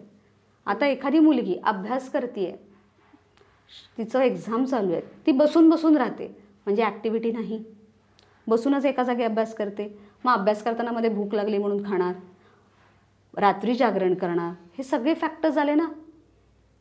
पण या फॅक्टर्समध्ये तुम्ही मुलींना काय समजावून सांगायचं आहे की असं नाही बसायला पाहिजे, तू 1 तास स्वतःला दे, तू ॲक्टिव्हिटी कर. मुली पण हे विसरतायत, घरचे पण विसरतायत. मग PCOD झाला का हेच कळत नाही, मग पुन्हा जैसे ते वैसे तेच चालू राहतं. मग त्यामुळे या मुलींना आधी हे शिकवणं गरजेचं आहे की तुम्ही त्यातनं बाहेर या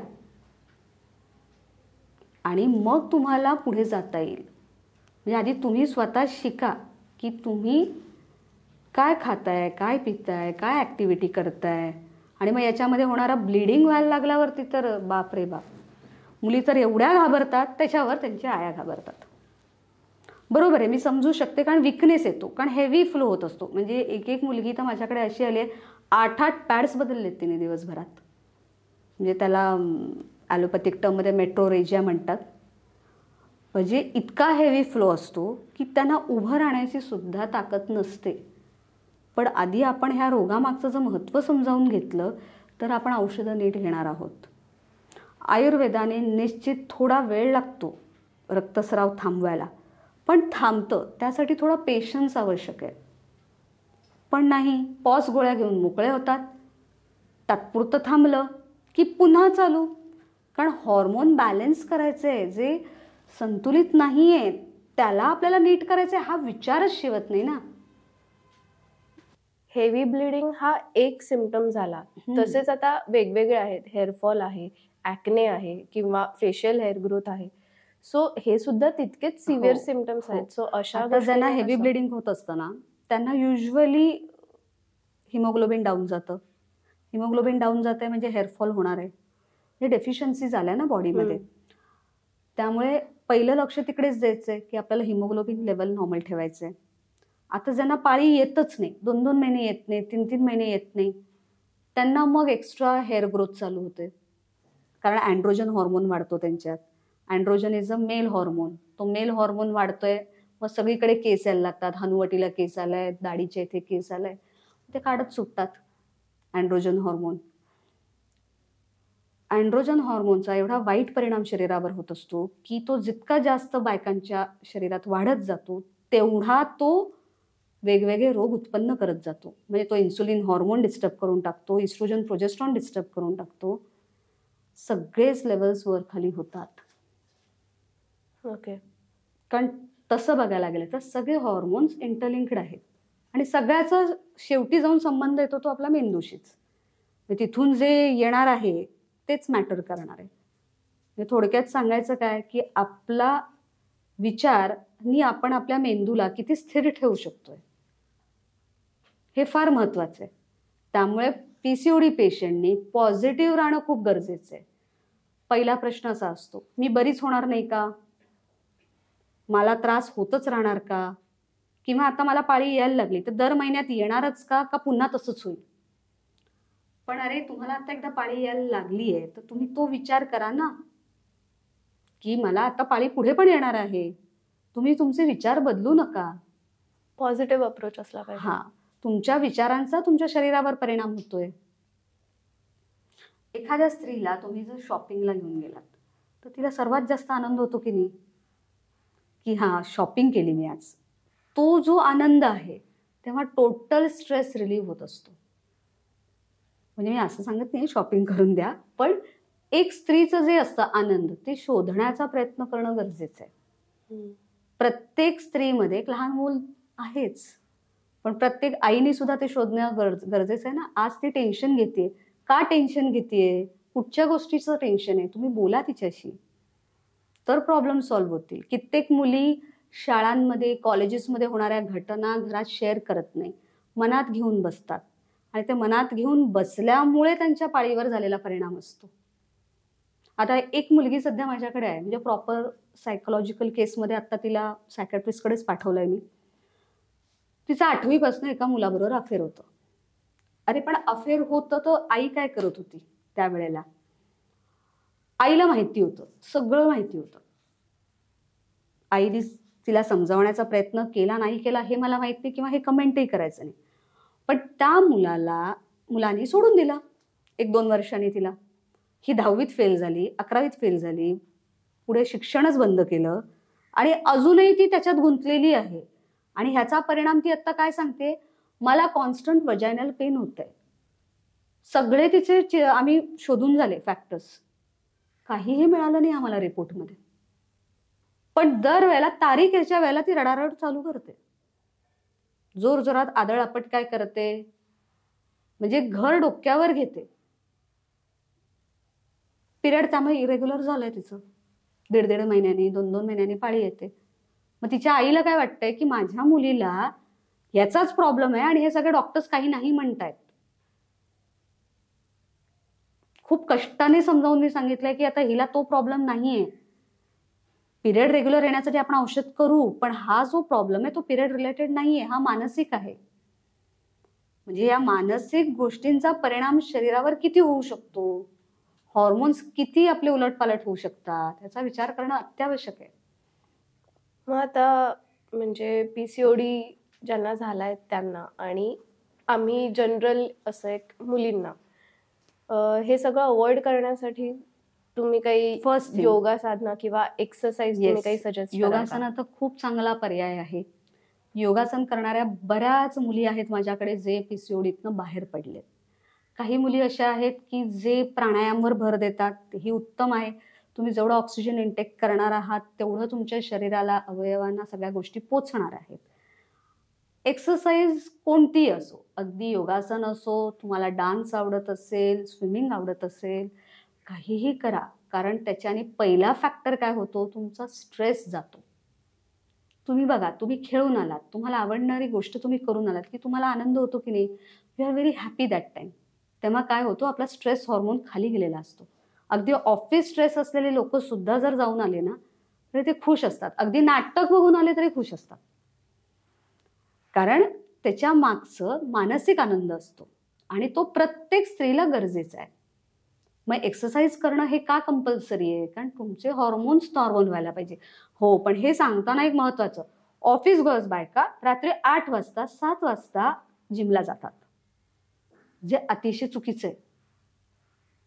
तुम्ही होल डे वर्क करता आणि संध्याकाळी तुम्ही तुमच्या शरीराला खेचताय का, तुम्ही शरीराला त्रास देताय का? अर्ली मॉर्निंग वर्कआउट सांगितलंय का, अर्ली मॉर्निंग वॉकिंग सांगितलंय. तुम्ही उन्हात दुपारी जाणार का वॉक करायला, तेव्हा तुम्ही कारण देता की नाही उन्हात नाही करणार, मग रात्री कशाला करता. आणि अजून एक आता फॅशन आहे, वॉक करायला सांगितलं एखाद्या पीसीओडी पेशंटला, रात्री जेवण बेवण करून चालायला सुटते ती बाहेर.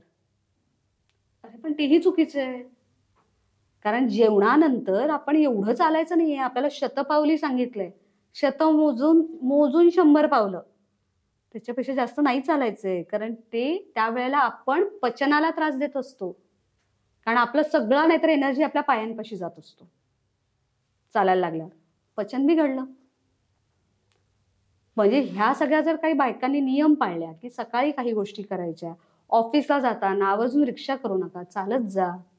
छोटे छोटे छोटे टिप्स, जिथे चढून जाता येईल चढून जा, छोट्या गोष्टी करा. तुमच्या ऑफिसच्या आजूबाजूला कुठे जर काही असेल की जिथे तुम्ही जाऊन खेळू शकताय, काही करू शकताय, डान्स करू शकताय, अर्धा तास स्वतःसाठी वेळ काढा. त्या अर्ध्या तासात तिकडे जा. जेवणा खाण्यात बदल करा. सगळ्यांना जे देता, अगदी लहान मुलांना तुम्ही ड्रायफ्रुट्स काढून देता, तर तुम्ही पण खा. सकाळी सगळ्यांच्या वाट्या भरून ठेवणार पण आपण नाही खाणार, असं करू नका. तुम्ही पण खाऊन निघा. स्वतःच्या पोषणाकडे विचार करा आणि झोप वेळेवर घ्या. ऑफिसला जाते म्हणून मी रात्री मुलांचा अभ्यास घेणार आहे असं करू नका. परत तुम्ही नाही तर जैसे ते वैसे. तुम्ही कितीही प्रयत्न करा, 10 डॉक्टर्स बदला, पीसीओडीतनं काही बाहेर येणार नाही. जोवर तुमचा लाईफस्टाईल बदलणार नाही, जोवर तुम्ही तुमच्या आहाराकडे, व्यायामाकडे लक्ष देत नाही, तोवर काही होणार नाही. मग आयुर्वेदाने पीसीओडी बरा होऊ शकतो? बरा होऊ शकतो. पीसीओडी क्युरेबल नाही असं नाही आहे. पीसीओडी बरा का नाही होत, त्याला हीच कारण आहेत की आपल्याला काही करायचं नाहीये. मला फक्त आणि फक्त औषधाने बरं व्हायचंय. Not possible. कुठच्याच रोगात नाही. डायबिटिक पेशंट जर गोड खातच राहिला तर तो बरा होईल का? त्याचं डायबिटीस जाईल ना, 400, 500, 600 जातच राहील ना. मग तेव्हा आपण ऐकतो की नाही त्यांचं गोड खाऊ नका म्हटलं, अगदी भात सोडून मोकळे होतील, ऐकतो ना आपण. मग आपण पीसीओडी केसमध्ये का नाही ऐकत? थोडं ऐकायला पाहिजे ना.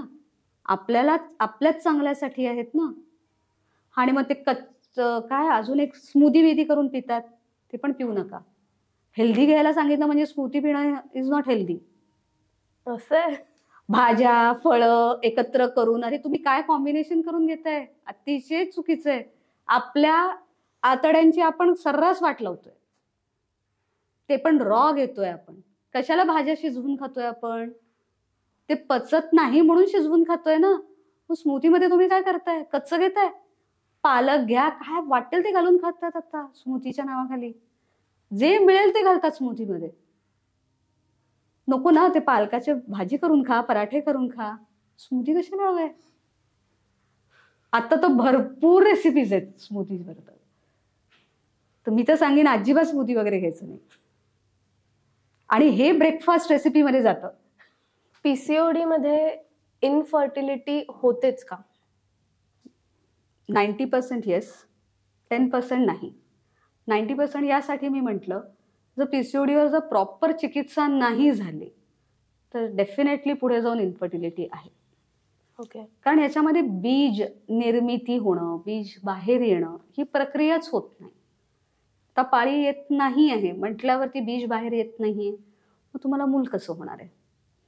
बीज आहे ऑफकोर्स, तुमच्या अंडाशयात बीज आहे, पण त्याला बाहेर यायला पाहिजे ना. त्यासाठी तुम्ही काय मेहनत घेताय? म्हणजे त्यासाठी तुम्ही व्यवस्थित चिकित्सा घ्यायला पाहिजे, व्यवस्थित सगळे लाईफस्टाईल चेंजेस फॉलो करायला पाहिजे, तर तुम्हाला नक्की मूल होईल. पण त्यासाठी तुमची पहिली पाळी आधी येणं गरजेचं आहे. मग पहिली पाळी आल्यावर पुढचं बघता येईल, मग पुढचं, म्हणजे नियमित आली पाहिजे पाळी, तर मूल नक्की होईल. पण त्यासाठी व्यवस्थित औषध घेणं पहिलं गरजेचं आहे. ओके.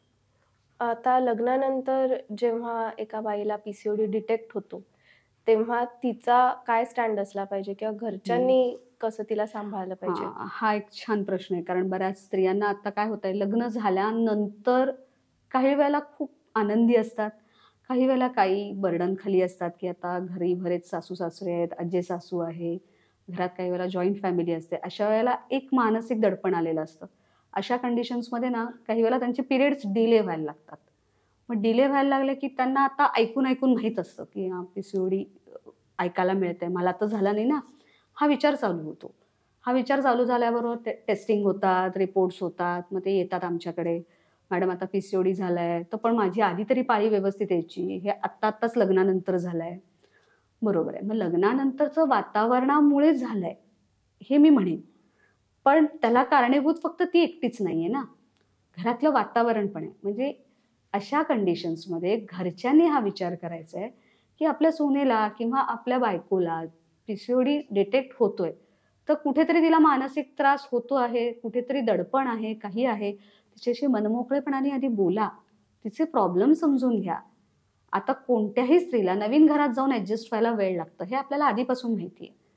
तसंच तिला काय येत आहेत प्रॉब्लेम्स, इथे येऊन तुमच्या घरात राहण्यात किंवा जेवणा खाण्यात काय प्रॉब्लेम येत आहे. एखादी स्त्री खूपच वेगळ्या बॅकग्राऊंडमधून आलेली असते, तिला तुमचं अन्न पचत नसतं, तुमचा आहार पचत नसतो.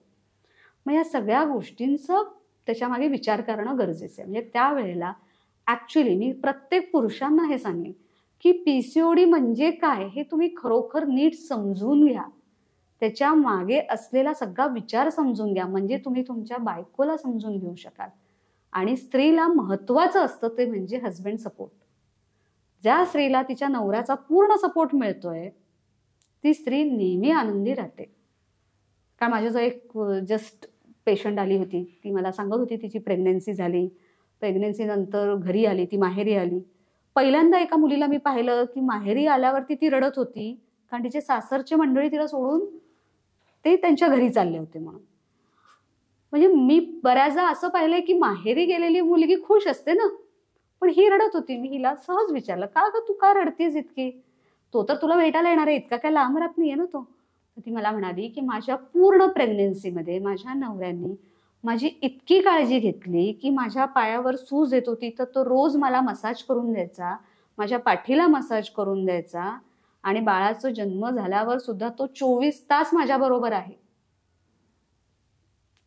ही गोष्ट किती आधाराची तिला वाटते की तिला घरी, तिच्या स्वतःच्या घरी तिला सेफ वाटत नाही जेवढं तिला सासरी वाटतंय. म्हणजे ही कौतुकाची गोष्ट आहे ना.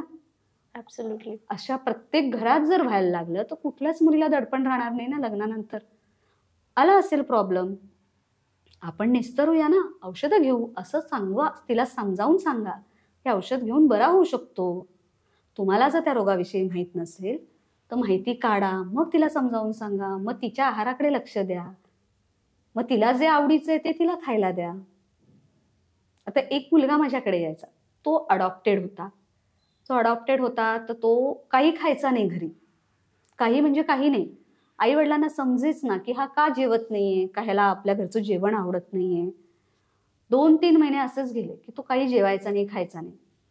एकदा तिच्या मैत्रिणीने तिला सुचवलं, तू एकदा त्याला नॉनव्हेज देऊन बघ ग. मग ती घेऊन गेली मैत्रिणीच्या घरी. त्या दिवशी तो भरपेट जेवला. म्हणजे असंच तुमच्या घरात पण तुमच्या सुनेचं होत असेल ना. तिला एखाद्या गोष्टीची, वेगळ्या गोष्टीची सवय असेल जे तिला तुमच्या घरात मिळत नसेल. पण हे तुम्ही जर तिच्याशी बोलला नाही, तिला समजून नाही घेतलात, तर ती ह्या सगळ्या गोष्टी मनातच ठेवणार आहे. मग चालू रोगाची उत्पत्तीला सुरुवात. म्हणजे जसं स्त्री पुरुषाला समजून घेते किंवा स्त्री तिच्या सासू सासऱ्यांना समजून घेते, तसं एखाद्या पुरुषाला सुद्धा स्त्रीला पूर्णपणे समजून घेणं गरजेचं आहे. म्हणजे तिच्या आवडीनिवडी, सगळ्याच गोष्टी. खूप अपेक्षा कोणालाच नसते, पण एवढ्या छोट्या छोट्या गोष्टी जरी झाल्या तरी पीसीओडी झालं तरी ती त्यातून बाहेर येईल की. औषधाने पीसीओडी बरा होतो, फक्त त्याला योग्य मार्गदर्शन गरजेचं आहे. योग्य वेळेला योग्य गोष्ट. आपण आता बरंच काही बोललोय पीसीओडी विषयी आणि बरेच पॉइंट्स आपण कव्हर बरोबर. केलेत. पण समजा माझ्या आयुष्यात एखादी अशी मुलगी आली किंवा कोणी लहान बहीण की जिला मला कळतंय की हिला पीसीओडीची लक्षणं दिसतात, तर म्हणजे अशा वेळेला मी ॲज अ वुमन किंवा मी ॲज अ त्याची बहीण म्हणून मी काय केलं पाहिजे? की पॉइंट्स. फर्स्ट थिंग, आधी तिला समजावून सांगणं गरजेचं आहे की हा एक औषधासाठी असण्याची गरज आहे. म्हणजे या गोष्टीला औषधाची गरज आहे. दुसरी गोष्ट, तिला हे सांगायचं आहे की तुला हा प्रॉब्लेम सुरू झाला आहे असं मला वाटतंय, पण त्याच्या मागे काहीतरी रिझन असेल. तुला जर माझ्याशी काही बोलायचं आहे तर ते तू बोल. तुला काही शेअर करायचं असेल तर शेअर कर. आता एखादी मुलगी असते की ती खूप ओबेसिटी वाढत जाते तिची. त्याला कारणं असतात. घरातनं काहीतरी बोलत असतात किंवा तू बाहेरचंच खाते म्हणून सांगतात किंवा ती काही ॲक्टिव्हिटी करत नाही, घरातलं काम करत नाही म्हणून घरातनं बोलत राहतात. कुठेतरी हा मानसिक दडपण वाढत जातो.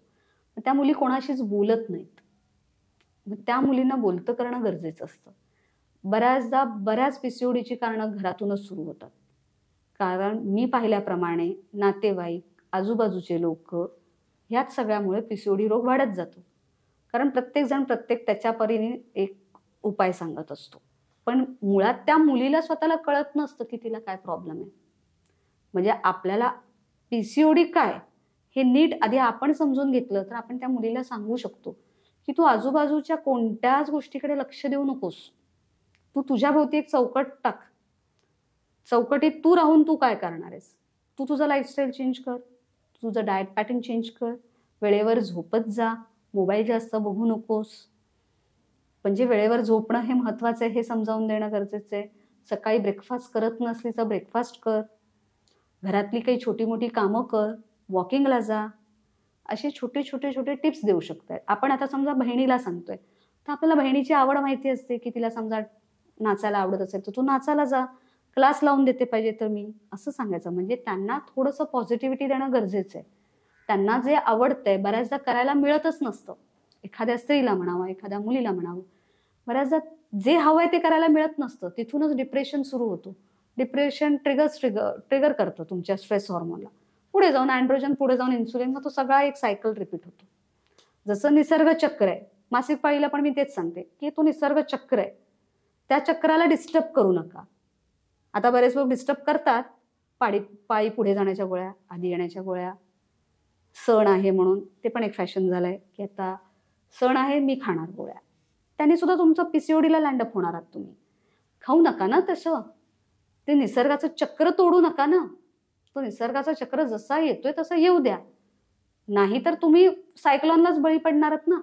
मग सायक्लॉन म्हणजे काय? हेवी फ्लोच होणार आहे तुम्हाला. मग तो सायक्लॉनही नकोय आपल्याला, काहीच नकोय. नॉर्मल निसर्ग चक्र हवंय. तर नॉर्मल निसर्ग चक्र मेंटेन करण्यासाठी तुम्हाला जे जे करावं लागेल ते तुम्हाला करायलाच पाहिजे. आणि प्रत्येक घरात मी तर सांगेन, मुलीला कोणीतरी एखादी चांगली मैत्रीण, बहीण म्हणा, आई म्हणा, मावशी म्हणा, कोणीतरी एक जवळचा मेंबर असला पाहिजे. अगदी कोणी नाही तर शाळेतली शिक्षिका किंवा कॉलेजमधल्या लेक्चरर, पण कोणा ना कोणाशी तरी तुमचे प्रॉब्लेम डिस्कस करा, सो दॅट तुम्हाला बेटर सोल्युशन मिळतील आणि तुमच्या प्रॉब्लेमला सोल्युशन मिळायला लागले की तुम्ही तुमच्या लाईफस्टाईल चेंजेस करू शकाल. आणि एखाद्या गोष्टीला चिकटून राहणं हे फार गरजेचं आहे. म्हणजे अगदी चिकित्सा घेताना पण तुम्ही चिकटून राहा. नाही, मी नाही जाणार दुसरीकडे. तर माझी एक पेशंट होती, मैं नहीं जाएगी किसी के पास, कुछ भी होने दो, मैं इधर ही करूंगी. 6 महिने तिने चिकाटीने औषध घेतलं, 7व्या महिन्याला पाळी आली, 8व्या महिन्यात तिला गर्भ राहिलं. पण हे करण्यासाठी तिची जिद्द होती. म्हणजे आज तिचा मुलगा झाला वर्षाचा, पण तिच्या जिद्दीला सलाम. ती जिद्द मनामध्ये निर्माण करणं गरजेचं आहे. म्हणजे मी पुढच्या जनरेशनना आवर्जून सांगेन, स्वस्त राहा, मस्त राहा, छान खा प्या, मजा करा. आयुष्य एकदाच मिळतंय, सांभाळा त्या आयुष्याला. नाईस. सो गाईज, आज आपण पीसीओडी विषयी बरंच काही जाणून घेतलं. मिथ्स आणि फॅक्ट्स हे आपल्याला कळलेत. आणि पीसीओडी सारखा विषय इतका सिम्प्लिफाय करून आपल्याला सांगितला ते डॉक्टर आश्लेष यांनी. आणि खरंच आम्हाला कळेल, आमच्या जनरेशनला कळेल अशा इतक्या सोप्या भाषेत आणि इतकी छान उदाहरणं देऊन तुम्ही सांगितलं, त्याबद्दल खूप खूप थँक्यू. आम्ही असेच वेगवेगळे विषय घेऊन वेद थिएटरला येणार आहोत. तेव्हा या पेजला सबस्क्राईब करा, लाईक करा, या व्हिडिओला शेअर करा आणि बेल आयकनला प्रेस करा. म्हणजे नोटिफिकेशन मध्ये आमचे नवीन व्हिडिओज तुम्हाला येत राहतील. आणि हो, आमच्या इंस्टाग्राम